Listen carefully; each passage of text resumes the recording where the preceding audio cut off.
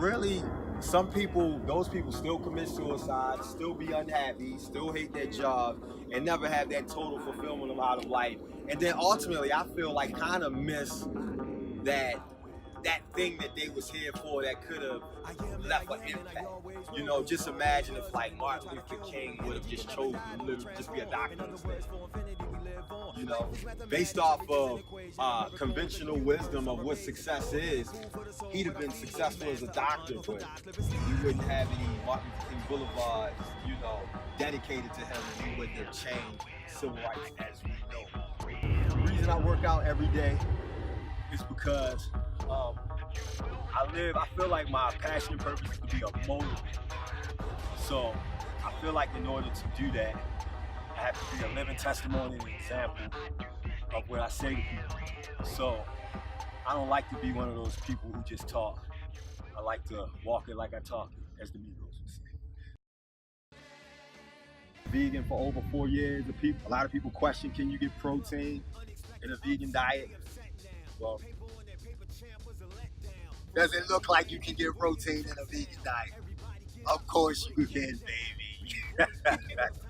But no, you know what I'm saying? You definitely can. You know what I'm saying? All plant-based out here. And it's real, baby. It's real.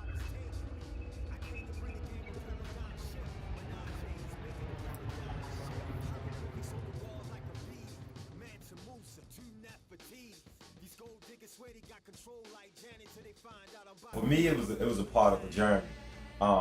Years ago, I moved down here from Baltimore for my music. Right. And when I moved down here, we went through like a rough time with my team, kind of like fell apart. Oh, yeah. So it was kind of like a turning point in my life where I had this epiphany to want to be the best version of myself. So I started hitting the gym like crazy. Like I did, almost like my life did depend on it. It was like because I had the choice between staying in Atlanta or going back home with my homeboys. But I had everything went bad financially. Was left with no money, nowhere to live, none of that. Right. And all I had was the gym to turn around my energy. So within that journey, I also started eating better. So then someone asked me, did I want to do a fast, Daniel's fast, like out the Bible? And I was like, sure, but not really thinking much of it. But after I did the fast, I think within that accelerated my journey towards being a vegan, because for those 7 days I didn't eat any meat. And I noticed that my strength increased. Really? And I was always taught that protein had to come from meat, and that was the only way that you could get meat. But I noticed that within those 7 days, I had a milestone that I was trying to reach that I couldn't reach before I did the fast. And on the 1st and 7th day of my fast, like I wanted to get 225 pounds, bench that 5 times. Okay. Before that, I was like stuck at 3. The 1st and 7th day of my fast, I did it 5 times, no spot. Your discipline and your diet kind of like dictates your appetite. Well, it dictates your appetite for life. You know, you gotta say, you know, once you develop a discipline with eating, which is probably one of the most important things you can do, which you put into your body. Because you're either putting in something that's going to make you better, or you're putting something into your body that's going to make you worse. So it's essentially something that makes or breaks you, as far as whether you're a vibrant, totally electric, positive, powerful being versus a sick, slow, stagnant, negative being.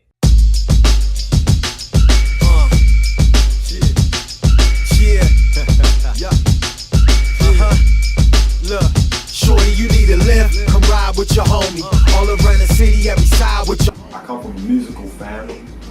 You know, my pop sings, my uncle plays the drums, my aunts on my father's side, they sing. My grandfather was a legendary piano player. At a young age, hip hop began to be the thing. And I fell in love with hip hop. And I just used that musical ear to find my lane in hip hop with the rap. You know, so I took that musical background and I've been like doing the hip hop thing ever since. All right, so that's as far as influences in my life, experience, struggles growing up in Baltimore City. That's where I grew up at, and just always wanting to make something to help people persevere that come from something, some tough struggle, because that's where I came from. You know, where I grew up, it was like, it was a really difficult, you know, neighborhood to grow up in, or environment to grow up and survive in. A lot of people get caught up in like drug culture, get shot, murdered, or go to jail for whatever things. And a lot of, you know, broken homes, a lot of what most people would consider not so positive situations. But at the same time, I felt like Baltimore was one of those places that makes you strong, that if you could turn that energy around, you almost become like a superhero, because you have like some experiences that other people just don't have, and you can like conquer the world. So I always wanted to make like music that represented persevering that struggle, like, you know, and that's kind of like been my MO for like turning that energy around. Then this one right here, this was the CD. After this, I had went through a lot, was grinding. Baltimore is a hard place to maintain your, maintain a name, you know, maintain anything. You know, like I said, sometimes it can be a negative city, and the bigger you get and become a big fish in a small pond in a place so dangerous, you know, it's hard to survive and to maintain your name. The blessing of this right here was that it had been years since my debut, and that a few songs off of this actually made it to MTV Jam. So I went from an artist that had created a name for itself, had been in some national magazines, had a buzz, to an artist that actually made it to rotation on MTV Jam. And that was major for my city, major for myself, major for my city. And the song was called Harder Than Baltimore, produced by DJ Mullyman. And I went on to have 5 songs all together accepted by MTV Jams, but the biggest song was that Harder Than Baltimore. Like I said, I had become a big fish in a small pond. I wanted to be a small fish in a big pond to give myself some swim room, somewhere to grow. And I figured this would be the perfect place to do it. Never thought in a million years that would also be the place that would change my life and help me grow like light years as a person. I came down here, things didn't quite go the way I wanted to as far as my team. You know, my team ended up kind of like falling apart. You know, my cousin who I came down here with, he went back home, and for a second it looked like everything went wrong, you know. But it was one of those moments where I dug deep, and in that moment I heard a voice tell me to be the greatest version of myself. Like, from this day forward, be the best version of yourself. From that point, I went on this journey of fitness. I started hitting the gym every day. And then I ultimately was changing my diet, going on this journey. And I ended up becoming a vegan, a personal trainer, you know, and then I started applying this new elevated lifestyle to my musical journey as well. So it was like, all right, wow, all right, I got higher levels and not such a restricted range of topics I can talk on now. I've grown so much as a person that my topic range has broadened. So I came to Atlanta for music, but ultimately I feel like it was destined to make me a greater person and then a greater artist at the same time. You know? So I thought I came for one thing, to go one way, but it was bigger than I ever could imagine. As far as finding your purpose in life, the way I felt mine was looking at the common denominator of things that essentially made me who I am. Like, and I realized that in music, in fitness, in speaking, in conversation, and everything I do, I have a passion for motivating. I realized that's how it all ties in.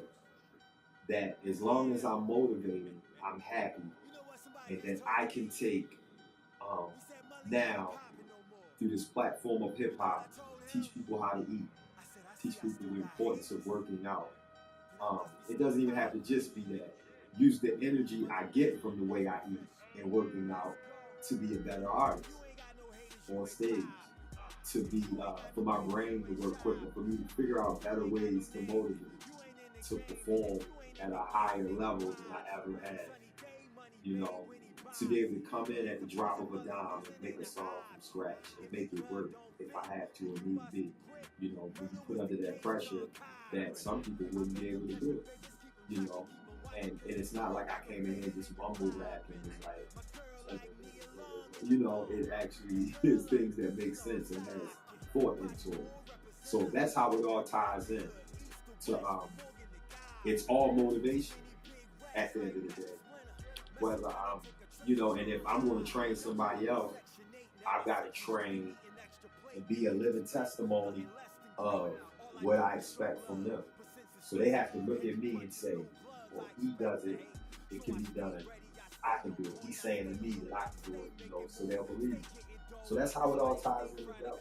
You know, it's real. Once you find the common denominator of what essentially makes you who you are, then you find your purpose, and that's how you tie everything together.